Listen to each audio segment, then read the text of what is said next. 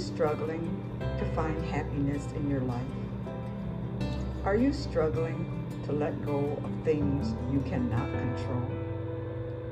Are you struggling to let go of the fear that is preventing you from realizing the true purpose in your life? Are you ready to find the peaceful place in your mind that will allow you to be the developer, architect of your mind, body, and soul? Guess what? I've been where you are at. And even in what is called my golden years of life, I am still learning about how to navigate the daily challenges presented on this journey called life. We're all struggling, hurting in some area of our life, and need healing of our inner hurts. Have faith and know the healing process can and will take place if you put forth some action to change.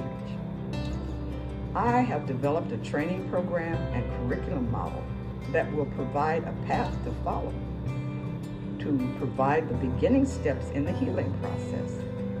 The first step is to recognize that we are not alone in our personal sorrows and sufferings. Christians, God's people, can provide assurance for one another that God is on our side and will assist us through the emotional storms that occur in our lives. Caring in Action is a self-help group process designed to provide participants with knowledge on specific emotions that are causing them pain and dysfunction in their lives.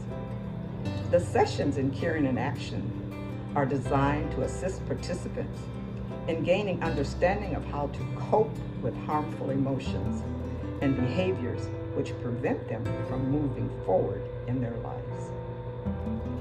This Christian caregiving curriculum will highlight the healing process used in the Caring in Action model.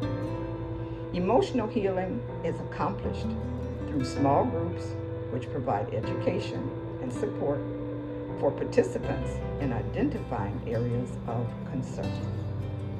The comprehensive curriculum will teach group leaders how to encourage group involvement and participation through common bond stories.